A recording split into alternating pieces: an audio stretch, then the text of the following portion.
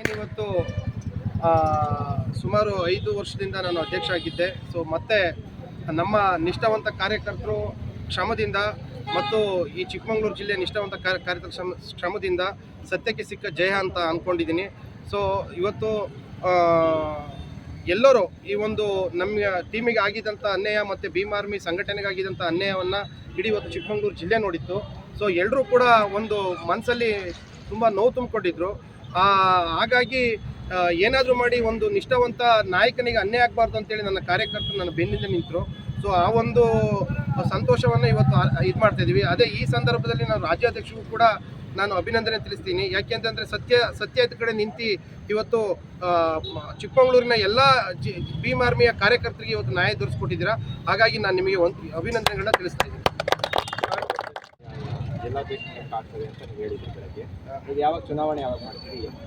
ಚುನಾವಣೆ ನಡೆಯುತ್ತೋ ಅದು ರಾಜ್ಯ ಕಮಿಟಿ ಬಿಟ್ಟಿರ್ತಕ್ಕಂಥದ್ದು. ಬಟ್ ಆದರೆ ನಾವು ಇವತ್ತು ಒಂದಿನಕ್ಕಾಗಲಿ ಅಥವಾ ಒಂದು ತಿಂಗಳಿಗಾಗಲಿ ಇವತ್ತು ಸತ್ಯ ಗೆದ್ದಿದೆ.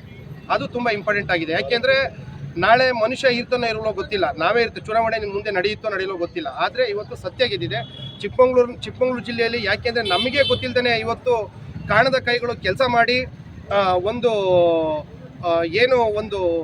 ಮೋಸದ ಒಂದು ಅಧ್ಯಕ್ಷನ ಆಯ್ಕೆ ಮಾಡಿದರು.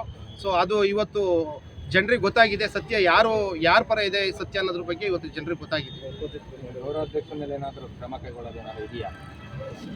ಸರ್ ಇಲ್ಲ, ನಾವು ಯಾಕೆ ಅಂತಂದರೆ ಸಂಘಟನೆ ನಾವು ಎಲ್ಲರೂ ಒಳಗೂಡಿಸ್ಕೊಂಡು ಸಂಘಟನೆ ಕಟ್ಟಬೇಕು ವಿನಃ. ಯಾಕೆಂದರೆ ನಾವು ಬುದ್ಧ, ಬಸವಣ್ಣ, ಅಂಬೇಡ್ಕರ್ ಅಂತ ಹೇಳ್ತೀವಿ. ಅವರ ಆದರ್ಶ ತತ್ವ ಸಿದ್ಧಾಂತಗಳನ್ನು ಪಾಲನೆ ಮಾಡ್ತಕ್ಕಂಥವ್ರು. ನಾವು ದ್ವೇಷಕ್ಕೋಸ್ಕರ ಬಂದಿರತಕ್ಕಂಥವ್ರಲ್ಲ. ಇಲ್ಲಿ ಚಂದ್ರಶೇಖರ್ ಆಜಾದ್ ರಾವಣ್ ಏನಿದ್ದಾರೆ ಇವತ್ತು ದೇಶದಲ್ಲಿ ಒಂದು ಸಂಚಲನ ಮೂಡಿಸ್ತಾ ಇದ್ದಾರೆ. ಮುಂದಿನ ದಿನಗಳಲ್ಲಿ ನಾವು ಪ್ರಧಾನಿಯಾಗಿ ನೋಡಬೇಕಂತ ಕನಸು ಕಟ್ಟಿರ್ತೀವಿ ನಾವು.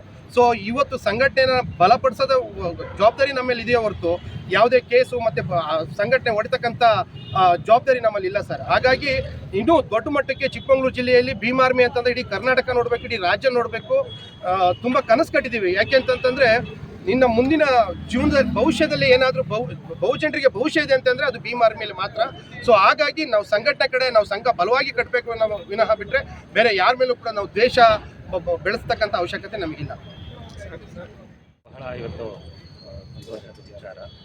ಬಹಳ ದಿನಗಳ ನಂತರ ಒಂದು ಏನು ಈ ಚಿಕ್ಕಮಗಳೂರಲ್ಲಿ ಬೆಳವಣಿಗೆ ನಡೀತಾ ಇತ್ತು, ಎರಡು ಗುಂಪುಗಳ ಮಧ್ಯೆ ಯಾವ ರೀತಿ ಮನಸ್ತಾಪ ನಡೀತಾ ಇತ್ತು, ಇವತ್ತೊಂದು ರಾಜ್ಯಾಧ್ಯಕ್ಷರ ಒಂದು ಅನುಪಸ್ಥಿತಿಯಲ್ಲಿ ಜಿಲ್ಲಾಧ್ಯಕ್ಷರ ನೇಮಕ ಮಾಡಿದ್ದಾರೆ.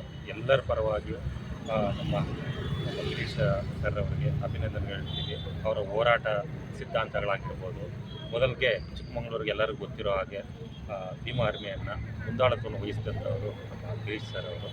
ಹಾಗೆ ಅವರ ಮುಂದಿನ ದಿನಗಳಲ್ಲಿ ದೀನ ದಲಿತರಿಗೆ, ಹಾಗೆ ಪ್ರತಿಯೊಬ್ಬ ಹೆಣ್ಣು ಮಕ್ಕಳಿಗಾಗಿರ್ಬೋದು, ಸಾಮಾನ್ಯ ಜನರಿಗೆ, ಅಸಹಾಯಕರಿಗೆ ಅವ್ರ ಪರವಾಗಿ ನಿಂತು ಕೆಲಸ ಮಾಡಲಿ ಅಂತ ನಮ್ಮೆಲ್ಲರ ಒಂದು ಸಹಯೋಗದೊಂದಿಗೆ ಅವ್ರಿಗೆ ನಾವು ಎಲ್ಲರಿಗೂ ಸಪೋರ್ಟ್ ಮಾಡ್ತೀವಿ. ಅದೇ ರೀತಿ ಮುಂದಿನ ದಿನಗಳಲ್ಲಿ ಅವರು ರಾಜ್ಯಾಧ್ಯಕ್ಷರಾಗಬೇಕನ್ನೋದೇ ನಮ್ಮೆಲ್ಲರ ಅಭಿಪ್ರಾಯ.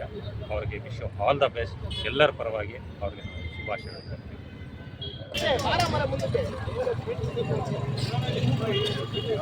All the best.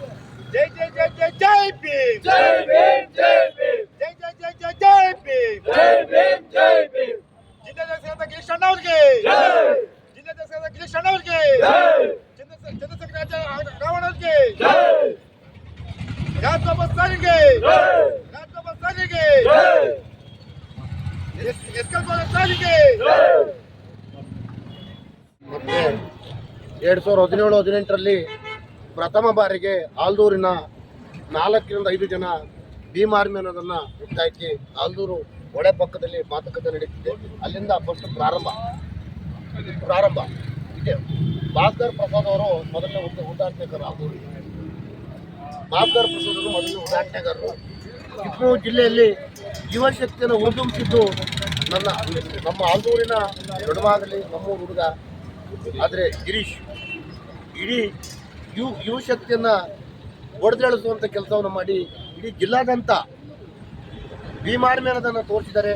ಮುಂದಕ್ಕೆ ದೀನ ದಲಿತರು ಮತ್ತು ದಲಿತ ಸಮಾಜದ ಏಳಿಗೆಗೆ ದುಡಿಬೇಕಂತ ಹೇಳ್ತಾ ನನ್ನ ಅಭಿನಂದನೆ ಸಲ್ಲಿಸ್ತೀನಿ. ಗಿರೀಶ್ವರಿಗೆ ಒಳ್ಳೆಯದಾಗಲಿ. ಜೈ ಭೀಮ್, ಜೈ ಭೀಮ್.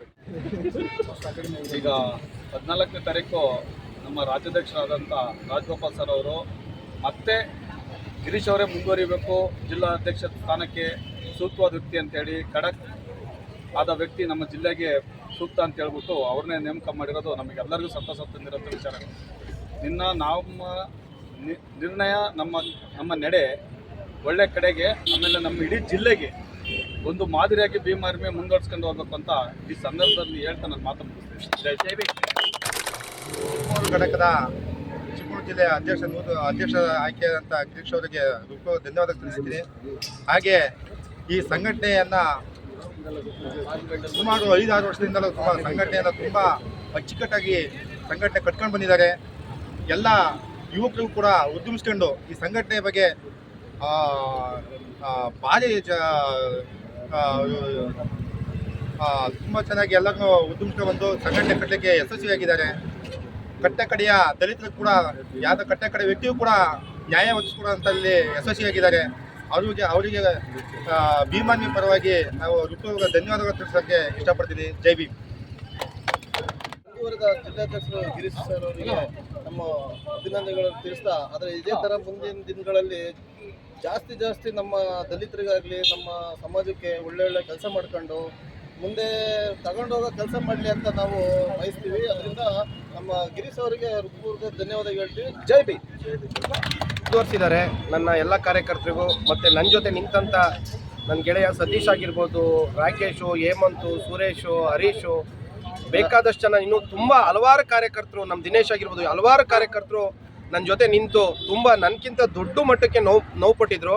ಏಕೆಂತಂದರೆ ನಾಳೆ ಏನಾಗುತ್ತೆ ಅನ್ನೋದು ಬೇಡ, ಆದರೆ ಒಬ್ಬ ಒಳ್ಳೆ ನಾಯಕನಿಗೆ ಅನ್ಯಾಯ ಆಗಬಾರ್ದು ಅಂತ ನಿಂತರು. ನಾನು ಅವ್ರಿಗೆಲ್ರಿಗೂ ಕೂಡ ನಾನು ಹೃದಯಪೂರ್ವಕವಾಗಿ ನಾನು ಅವ್ರಿಗೆ ಅಭಿನಂದನೆ ತಿಳಿಸ್ತೀನಿ. ಎಲ್ರಿಗೂ ಕೂಡ ಥ್ಯಾಂಕ್ಸ್, ತುಂಬ ಥ್ಯಾಂಕ್ಸ್. ಮತ್ತು ಸಮಾಜದಲ್ಲಿ ನನಗೆ ಚಿಕ್ಕಮಗಳೂರು ಜಿಲ್ಲೆಯಲ್ಲಿ ಎಲ್ರಿಗೂ ಸ್ವಲ್ಪ ಗೊಂದಲ ಇತ್ತು, ಏನಾಯಿತು ಹೆಂಗಾಯಿತು ಅನ್ನೋದ್ರ ಬಗ್ಗೆ ಸ್ವಲ್ಪ ಗೊಂದಲ ಇತ್ತು. ಮತ್ತೆ ನಿಷ್ಠಾವಂತ ನಾಯಕನಿಗೆ ಒಂದು ಒಳ್ಳೆ ನ್ಯಾಯ ಕೊಡಿಸಿದ್ದಕ್ಕೆ ನಾನು ಎಲ್ಲ ನನ್ನ ಕಾರ್ಯಕರ್ತರಿಗೆ ಥ್ಯಾಂಕ್ಸ್ ಹೇಳ್ತೀನಿ.